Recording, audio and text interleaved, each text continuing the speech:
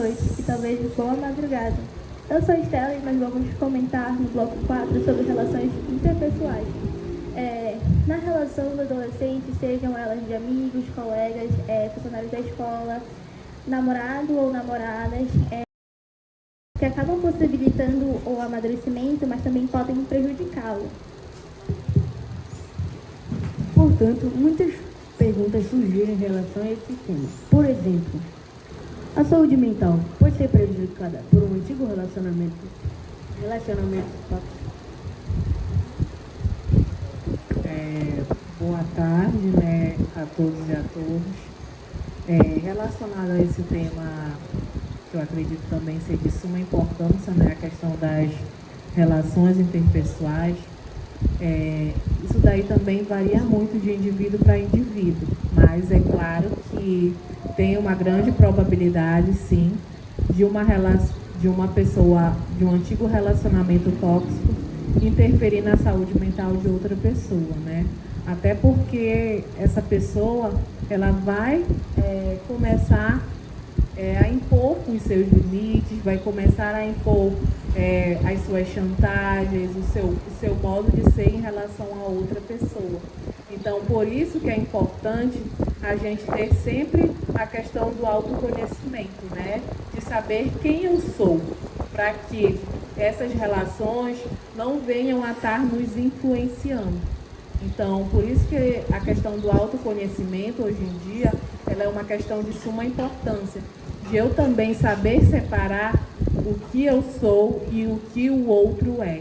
Porque senão, muitas das vezes, se a gente não tem esse conhecimento, o outro acaba nos influenciando, acaba nos colocando em lugares que muitas das vezes não são nossos, né?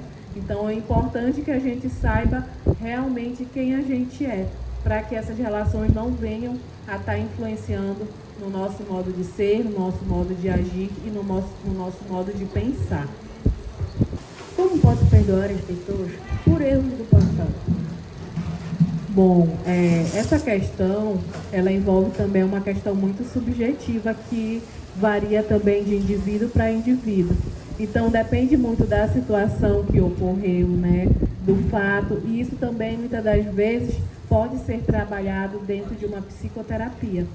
A partir do momento em que você consegue falar sobre aquela situação, você dá um novo significado para aquela vivência, para aquela experiência, e você consegue, muitas das vezes, chegar a uma conclusão, né, de estabelecer aquela relação de perdão, de conseguir perdoar aquilo que o outro lhe fez, aquilo que o outro lhe causou.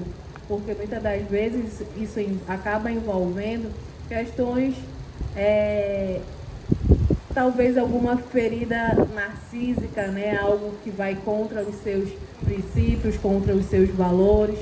Outras vezes é uma questão de ego. Então, cada um vai avaliar da melhor maneira possível. Então, mas é sempre bom a gente tentar estabelecer esse perdão, né? Porque senão, muitas das vezes a gente acaba carregando uma culpa, um sentimento durante anos e que isso não vai nos fazer bem. Então, é aconselhável que a gente resolva essa situação da melhor maneira possível. Bom, algumas experiências específicas vivenciadas pelo adolescente e por amizade desse adolescente, infelizmente, podem ser comuns. Nesse sentido, algumas dúvidas surgiram, como lidar com pessoas que são viciadas em bebidas e drogas. Bom, essa questão ela é de suma importância, né? Até mesmo na questão dos adolescentes, né? A gente vê que a fase da adolescência ela desperta inúmeras curiosidades, né? E uma delas está atrelada à questão das bebidas alcoólicas, das drogas ilícitas, que muitas das vezes acaba se tornando um caminho sem volta, porque esses adolescentes experimentam, sente aquela sensação de prazer momentâneo e com isso vai se tornando cada vez mais recorrente.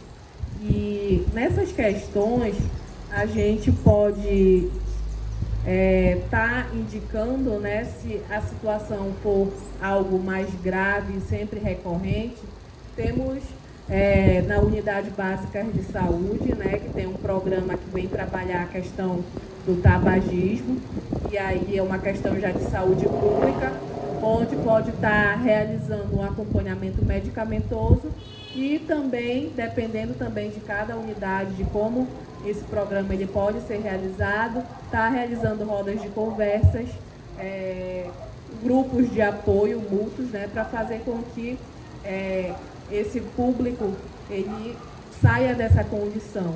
E atrelado a isso também, se isso for ocasionado algum tipo de transtorno, pode estar encaminhando também para o CAPS AD, que é o Centro de Atenção Psicossocial de Álcool e Outras Drogas. E lá vai fazer um acompanhamento com uma equipe diferenciada, né, uma equipe multidisciplinar, com psicólogos, psiquiatras, educadores físicos e assim sucessivamente, para fazer com que esse sujeito ele possa ser restabelecido e ser reinserido também na sociedade. Como lidar com aquele colega da escola que dá uma de valentão?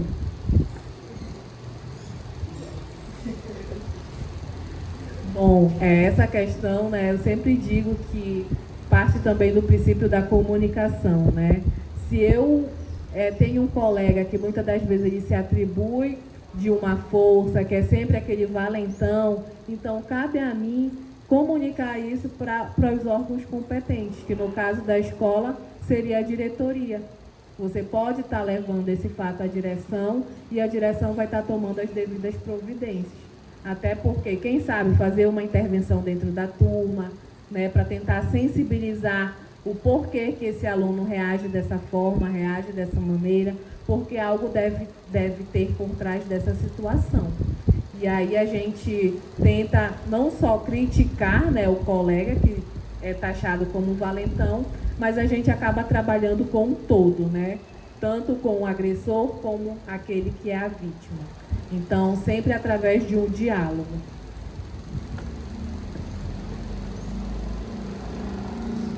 Como podemos ajudar uma pessoa com problemas de saúde mental? Bom, para a gente ajudar, primeiramente eu digo que a gente deve ter uma escuta acolhedora, né? Com esse outro, que muitas das vezes a gente sabe que na nossa sociedade ainda carrega muito questão do estigma e do preconceito, né, contra as pessoas que possuem algum tipo de transtorno mental. Então, acho que o nosso grande passo hoje, enquanto sujeitos, enquanto sociedade, é acabar sensibilizando contra esse tipo de estigma, contra esse tipo de preconceito, porque isso, muitas das vezes, acaba intensificando ainda mais os sintomas e até mesmo a questão da própria adesão do tratamento dessas pessoas. Porque muitas das vezes acabam tendo no imaginário social de quem procura psicólogo é doido, de quem frequenta o CAPS são pessoas loucas, né, que têm algum tipo de distúrbio, e não é isso. São pessoas que em algum momento da sua vida tiveram algum sofrimento psíquico e que elas vão realizar um tratamento, vão possivelmente ter a sua saúde restabelecida. Então, a gente tem que acabar com essa ideia, né, com esse tipo de estigma, esse tipo de preconceito, e que a gente possa estar inserindo essas pessoas na sociedade, um processo de inclusão, que muitas das vezes a gente vê uma sociedade que muitas das vezes acaba só afastando, né? E concomitante a isso pode estar orientando essa pessoa, estar buscando a ajuda de um profissional qualificado, um psicólogo, ou muitas das vezes, dependendo do caso, psiquiatra, dependendo da situação, pode necessitar de uma intervenção medicamentosa e assim sucessivamente. Mas o acolhimento ele é o primeiro passo e é primordial para fazer com que essas pessoas se sintam bem, né, e possam prosseguir no tratamento. Como podemos ajudar alguém que já tentou se suicidar? Bom, nesse caso a gente deve manter uma rede de apoio, né, em relação a essas pessoas, porque são pessoas que em algum momento já tiveram, vamos dizer, uma predisposição, né, a cometer o ato suicida. Então, a gente fica mais que um estado de alerta. Então, são pessoas que merecem um nível de atenção maior, são pessoas em que a gente tem que estar dando o apoio e uma escuta mais específica nesses casos, para que essa pessoa não venha a ter um processo de recaída, de reincidência, né? E que ela também possa ser trabalhada, essas questões, durante o processo psicoterapêutico, que ela possa se conhecer melhor acerca das suas necessidades, das suas dificuldades, que ela possa dar um novo sentido e um novo significado àquela sua experiência. E aí a rede de apoio ela é de suma importância, tanto familiares como amigos, e também da ajuda de um profissional, né? Que essa pessoa possa estar nesse processo por um longo período de tempo maior, né? Que ela possa se restabelecer psiquicamente. Não querer ficar em um local cheio de adolescentes da minha mesma idade é normal?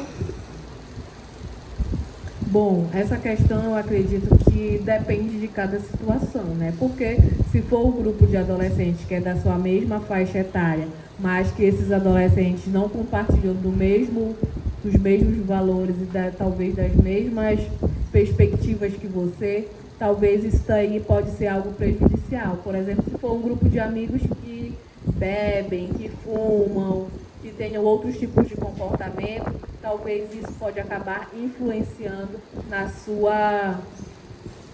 no seu comportamento. Então, isso aí é algo muito subjetivo, que a gente deve avaliar caso a caso, né? E também verificar de até que ponto isso pode causar algum sofrimento para esse indivíduo ou para esse adolescente.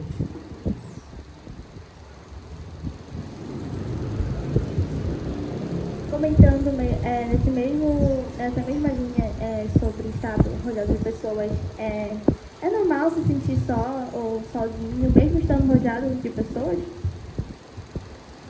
Não, né? Nesse caso a gente começa a evidenciar que algo não está bem, né? Se uma pessoa está rodeada de pessoas e mesmo assim ela se sente só, então a gente começa a acender um estado de alerta, né, de que algo não está bem. E aí o aconselhável é a gente tentar identificar o porquê, né, desse comportamento e, se não conseguir identificar, buscar a ajuda de um profissional para se conhecer melhor, para se compreender melhor o porquê desse tipo de comportamento.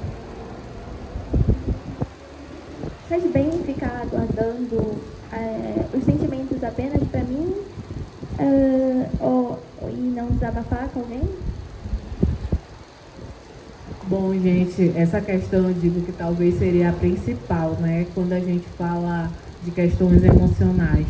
A gente sabe que os sentimentos, as emoções que muitas das vezes a gente acaba guardando, uma hora essa energia ela precisa ser escoada. E se a gente não fala sobre esses sentimentos, sobre essas emoções, vai chegar uma hora que essa energia ela vai ter que sair do organismo e aí surgem os sintomas, né? Se eu não falo sobre aquilo que eu sinto, sobre aquilo que eu vivencio, essa carga ela acaba se transformando em um sintoma. Por isso que surgem muitas das vezes as crises de ansiedade, a depressão, a síndrome do pânico e assim sucessivamente. Então é de suma importância em que a gente possa escolher uma pessoa de referência com que a gente se sente segura, com que nos apoie, com que a gente possa compartilhar as nossas vivências e as nossas experiências, porque senão vai chegar o momento em que a gente vai se tornar um jovem, um adolescente adoecido, né? Como a gente vê hoje no mundo afora. Pode acontecer da gente ter um pouco de dificuldade de criar e cultivar amizades. Então, tem como nos dar uma dica? Que estratégia podemos ajudar a melhorar nossa comunicação interpessoal? Bom, as estratégias que a gente pode estar utilizando, né, para tentar estabelecer relações de amizades, estreitar as nossas relações. Muitas das vezes a gente começa a identificar, né? Qual o meu jeito de ser, né? Quais os atributos que eu tenho, o que eu gosto, porque a partir do momento em que eu começo a me conhecer melhor, tipo, eu sou um garoto que eu gosto de, vamos dizer, o gosto musical de rock. Então eu vou buscar pessoas que se identifiquem com essa mesma qualidade. Eu vou buscar a tendência que eu tenha a buscar pessoas que compartilhem dos mesmos objetivos que o meu. A partir de então eu posso estar estreitando essa relação de amizade, esses vínculos, né? Eu posso estar fortalecendo. Falando sobre amizade ainda, a amizade pode trazer paz para a mente? Nos trazer certa tranquilidade, tendo aquela amizade assim, específica? Ou assim mesmo, tipo, pode nos trazer tranquilidade? Relacionado à questão da amizade, sim, né? Mas aí a gente deve levar em consideração, né? Que tipo de amizade é essa, né? Se é uma amizade saudável ou se é uma amizade tóxica, né? Até que ponto a amizade ela pode sim trazer benefícios muito benéficos para a nossa saúde mental, como a questão do apoio, do carinho, da relação mútua, do respeito com o outro, do cuidado, que muitas das vezes a gente necessita perante uma situação difícil, né, que a gente pode estar vivenciando, mas ela também, muitas das vezes, ela pode sim ser um sinal de sofrimento psíquico muito grande, porque a gente deve levar sempre em consideração a qualidade dessa minha amizade. Porque senão, ao invés de ela trazer benefícios, ela pode estar trazendo malefícios. Como eu posso conhecer novas pessoas e fazer também novas amizades? Bom, essa questão de conhecer novas pessoas e fazer novas amizades, eu sempre digo que é uma questão também muito subjetiva, né? Varia muito de indivíduo para indivíduo, de sujeito para sujeito. Tem pessoas que são mais, vamos dizer, extrovertidas, já conhecem uma outra pessoa ali e parece que...